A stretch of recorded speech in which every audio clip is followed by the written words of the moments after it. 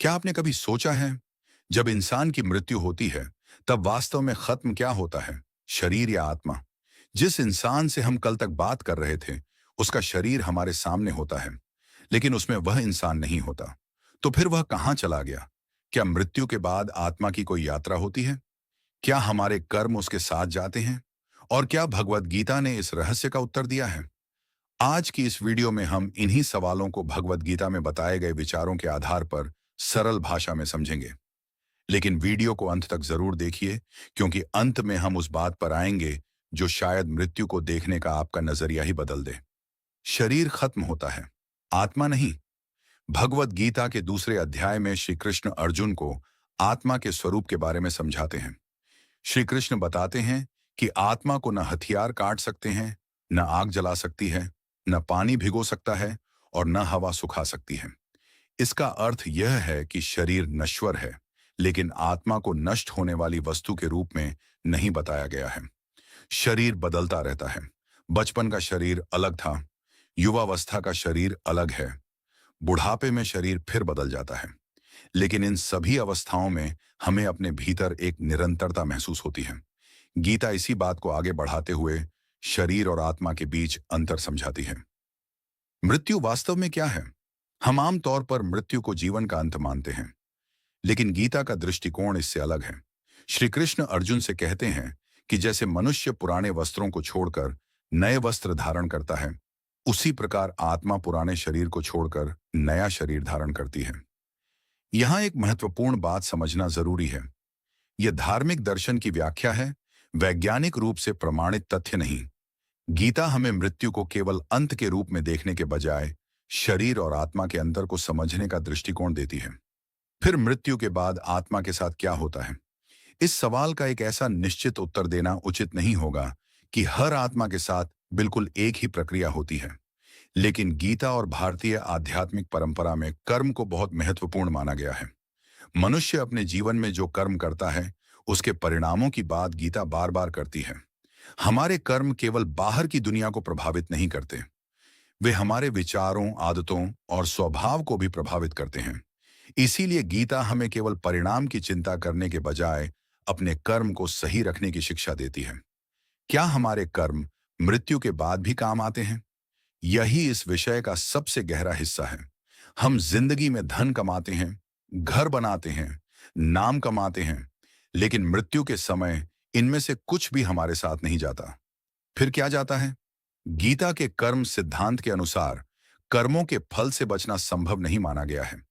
इसीलिए श्री कृष्ण अर्जुन को अपने कर्तव्य को सही भावना से करने की शिक्षा देते हैं। इसका मतलब यह नहीं कि हर घटना को तुरंत किसी पुराने कर्म का परिणाम घोषित कर दिया जाए, बल्कि संदेश यह है कि हमें अपने वर्तमान कर्मों के प्रति जिम्मेदार रहना चाहिए, क्योंकि हमारा वर्तमान ही हमारे आने वाले जीवन को प्रभावित करता है। क्या मृत्यु के बाद आत्मा अपने परिवार को देखती है? यह सवाल बहुत से लोगों के मन में आता है। जब हमारा कोई अपना इस दुनिया से चला जाता है, तो मन करता है कि शायद वह हमें कहीं से देख रहा होगा। लेकिन इस बारे में गीता कोई ऐसा सरल नियम नहीं देती कि हर मृत्यु के बाद आत्मा निश्चित रूप से अपने परिवार के आसपास रहती है। इसलिए ऐसी बातों को निश्चित सत्य की तरह कहना सही नहीं होगा। आध्यात्मिक दृष्टि हमें इतना जरूर समझाती है कि शरीर का संबंध सीमित है, जबकि आत्मा को शरीर से अलग माना गया है। और शायद इसी विचार से हमें मृत्यु के दुख को समझने की एक अलग शक्ति मिलती है। फिर डर किस बात का? अगर आत्मा को नष्ट नहीं होने वाला माना गया है, तो मृत्यु का डर क्यों? शायद इसलिए क्योंकि हम अपने आप को शरीर, रिश्तों और अपनी पहचान से जोड़ लेते हैं।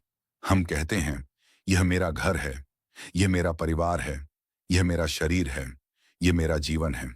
लेकिन गीता हमें याद दिलाती है कि ये सभी चीजें परिवर्तनशील हैं। जो आया है वह बदलेगा, जो शरीर मिला है वह एक दिन छूटेगा। और इसी सत्य को स्वीकार करना आध्यात्मिक जीवन की शुरुआत हो सकती है। श्री कृष्ण का सबसे बड़ा संदेश, गीता का संदेश केवल यह जानना नहीं है कि मृत्यु के बाद क्या होगा। इससे भी बड़ा सवाल है, मृत्यु से पहले हम कैसे जी रहे हैं? क्या हम अपने जीवन को केवल पैसा, प्रतिष्ठा और दूसरों से तुलना करने में लगा रहे हैं? क्या हम अपने कर्म ईमानदारी से कर रहे हैं? क्या हम किसी के साथ अन्याय कर रहे हैं? क्या हम अपने मन को लगातार क्रोध, लोभ और अहंकार से भर रहे हैं? क्योंकि मृत्यु का रहस्य जानने से ज्यादा जरूरी है जीवन के रहस्य को समझना। श्री कृष्ण अर्जुन को भागने की नहीं, अपना कर्तव्य निभाने की शिक्षा देते हैं। यानी आध्यात्मिकता का अर्थ संसार छोड़ देना नहीं है, बल्कि संसार में रहते हुए अपने कर्म को सही रखना है। मृत्यु हमें क्या सिखाती है?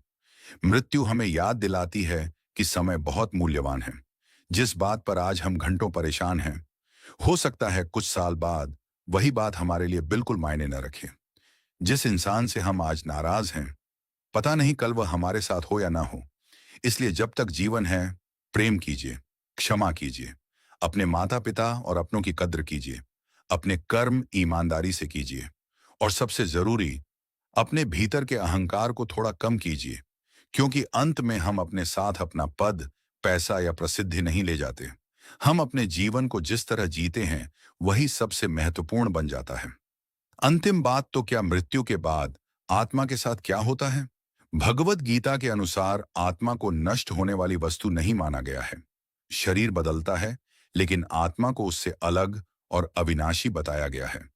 कर्म जीवन में महत्वपूर्ण भूमिका निभाते हैं, लेकिन मृत्यु के बाद आत्मा की यात्रा के बारे में जो भी विस्तृत दावे किए जाते हैं, उन्हें हमें आस्था और आध्यात्मिक परंपरा के संदर्भ में ही समझना चाहिए। क्योंकि कुछ प्रश्न ऐसे होते हैं जिनके उत्तर केवल शब्दों से नहीं मिलते। उन्हें समझने के लिए जीवन को समझना पड़ता है। और शायद इसी वजह से श्री कृष्ण का संदेश आज भी उतना ही महत्वपूर्ण है। मृत्यु से डरने के बजाय अपने वर्तमान कर्म को सही करो। क्योंकि हमें यह नहीं पता कि जीवन कितना लंबा है, लेकिन हमारे पास जो समय अभी है, उसे हम किस तरह जीते हैं, ये हमारे हाथ में जरूर है। अगर आपको भगवत गीता, आत्मा, कर्म और जीवन के ऐसे गहरे आध्यात्मिक विषय पसंद हैं, तो वीडियो को लाइक करें और चैनल को सब्सक्राइब जरूर करें। और कमेंट में लिखिए, मैं अपने कर्मों को बेहतर बनाऊंगा।